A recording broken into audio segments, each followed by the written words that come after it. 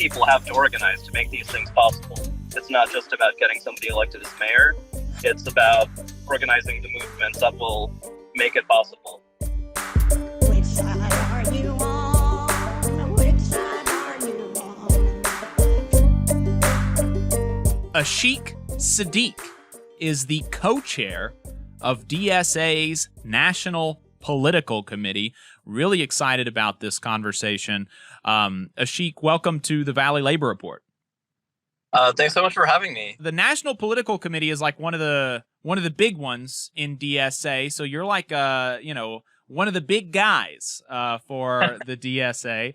So I appreciate you taking the time to talk to little old us. You know, the biggest story right now in DSA, I think, is DSA member and DSA endorsed candidate Zohran Mamdani is surging in the polls for New York City mayor.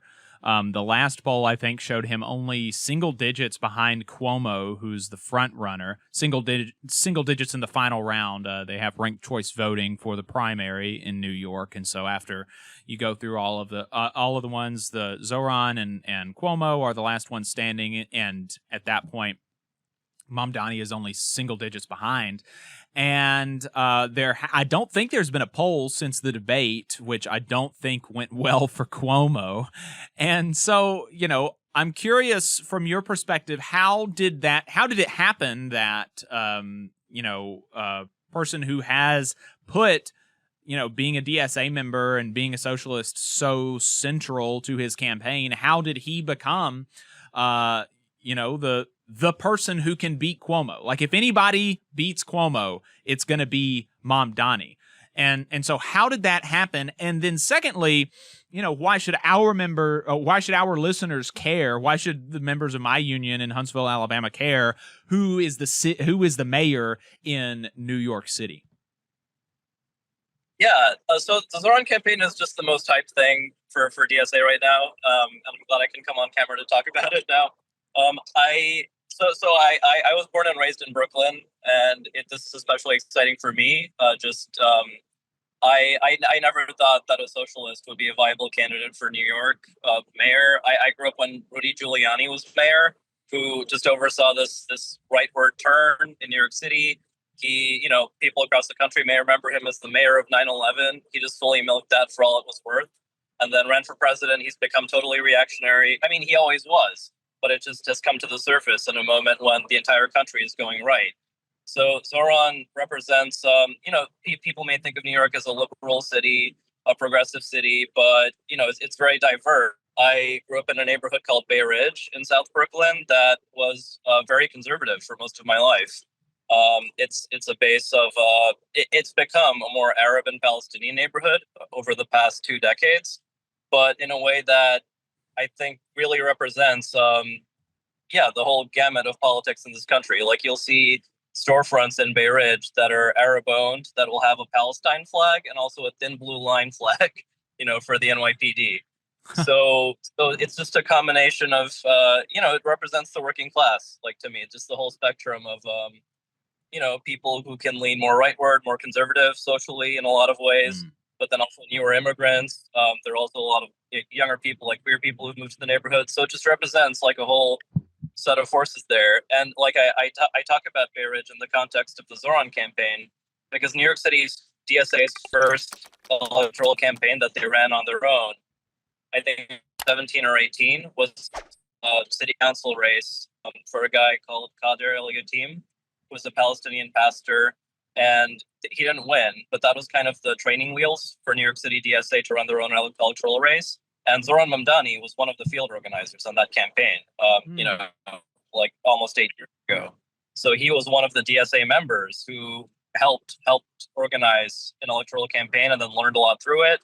And then New York City DSA just got more and more ambitious year after year.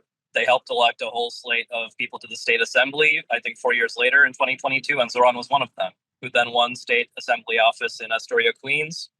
And then over 4 years has really just, developed a really impressive record of fighting for what we stand for as socialists, but really organizing with workers. Like as an activist, as an organizer, he just has so much credibility from, organizing with taxi drivers, with workers who are he went on hunger strike for 2 weeks to help taxi workers win major contract demands.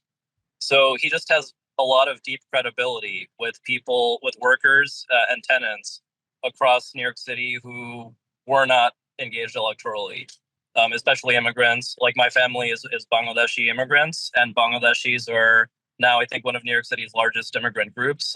Probably like you'll see signs when voting happens or any kind of public things happen, there will be signs from the city in English, Chinese, Spanish, and Bangla. And Zohran has very intentionally developed a base from very early on with Bangladeshi community groups that are organizing as workers, as tenants. When he did a campaign launch in the fall, the first speaker was a tenant organizer who spoke in Bangla, which is huge. You know, like as somebody who grew up in that community, like it just is really meaningful for a lot of people, like hundreds of thousands of people in New York City who are not represented in the political system. Are now represented by somebody, not just on the basis of identity, but as working class people. And that is really at the core of his campaign. That's why people are resonating so much.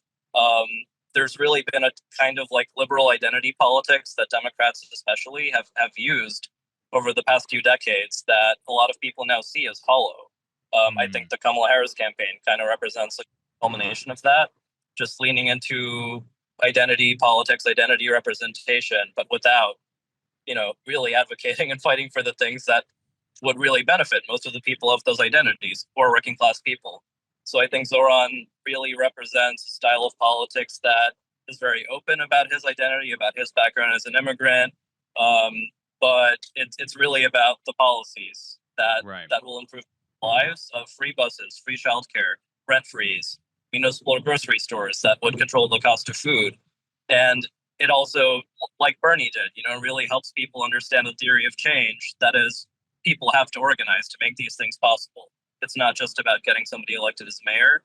It's about organizing the movements that will make it possible. So I think that makes it a meaningful contrast with, people bring up Brandon Johnson in Chicago as an example of, well, you can elect a progressive, but then look at all the issues that happen. So I think Zohran's campaign represents something qualitatively different. Like New York City DSA, I think, is a much more powerful organization at this point with a deeper base than has existed in places that elect a leftish leader. So I think it represents, it's going to be a big test for us, especially if he wins.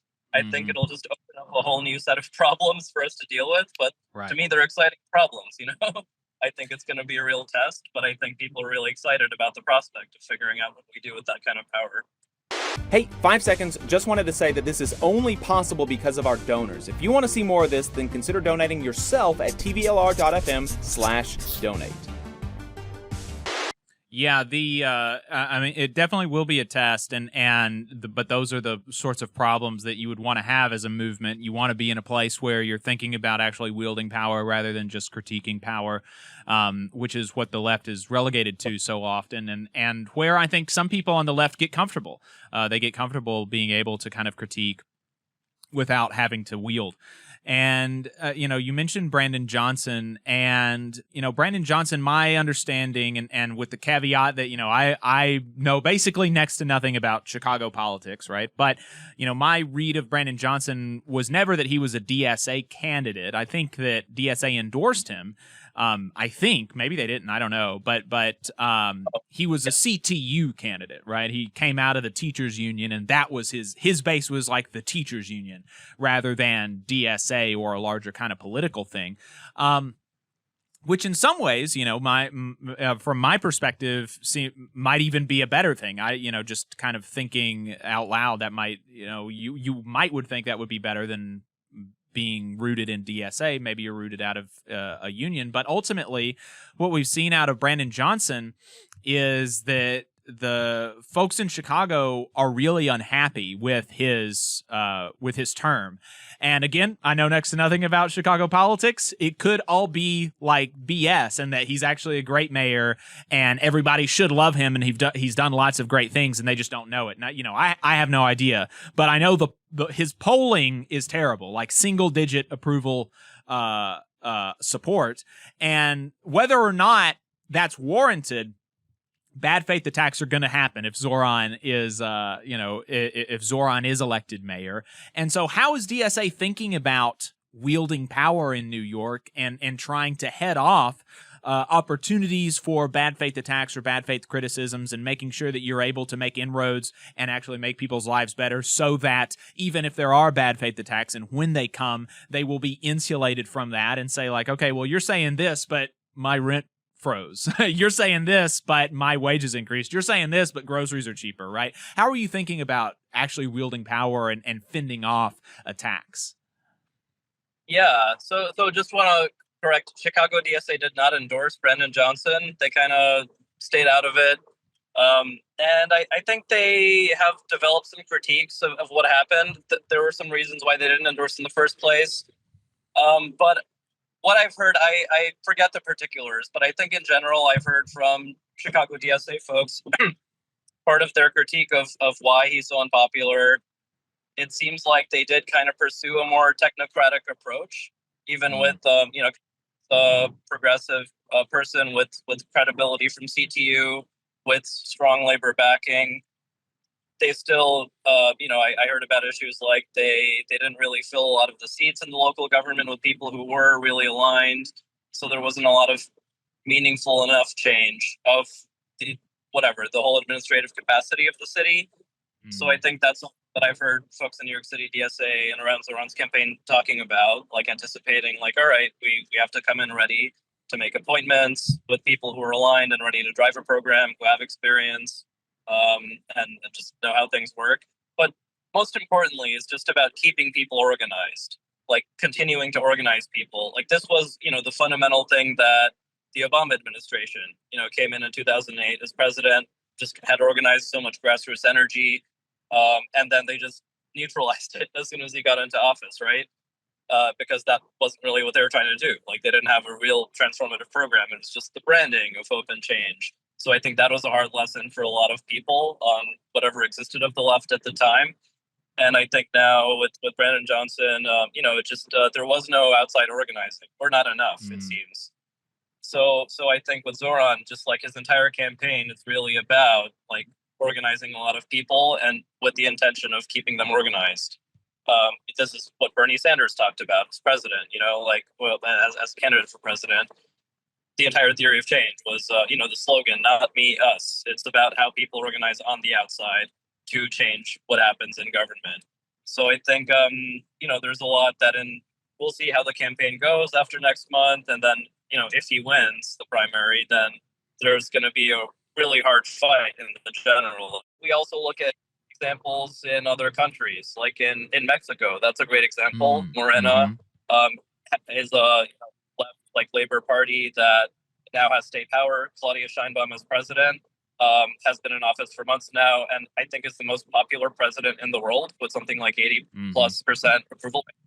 Right. And that's because Morena has continuously organized a base. She communicates very intentionally. They have daily, morning updates, press conferences, just laying out what they're doing politically and why people should care and how they could keep supporting it. So I think that's a powerful model for left government. It's not just enough to win state office and tell people to hope for the best and trust us now. It's you have to keep organizing people. So I think that's throughout Latin America, actually, there are examples of left parties, labor parties that win government and then very effectively communicate, especially now using, social media, using video to reach people in ways that we're capable of now that didn't exist before. So I think just really thinking about mass communications to keep reaching people, to keep explaining to people what's happening in government. If there are blocks, here's why it's not happening. Here's who's stopping it. And just bringing pressure to bear, laying out ways to organize, or, just leaving agency to people on the outside to organize, like in unions or, community organizations, whatever. It's people in government either can work with outside forces like that, like working class organization, or, they can be forced to. So maybe right. If Zohran is mayor and, there are blocks or whatever, if people keep organizing on the outside, those can be very strong forms of pressure. And, we're not going in blind. like the NYPD is there. It's one of the largest armed forces in the United States. So, and then they've been police unions have been a particular barrier to left politics in New York City's own past. There, I think the mayor when I was born in New York was David Dinkins, who actually was a DSA member. DSA was a much smaller organization then, did not have the power that we do today. But he came in, he represented, Black working class parts of New York. And then, a lot of people saw his term as kind of a disaster. It led to a right-wing turn that led to Rudy Giuliani becoming mayor. So I think there are lessons there too that a lot of people are looking want to avoid that example. Right.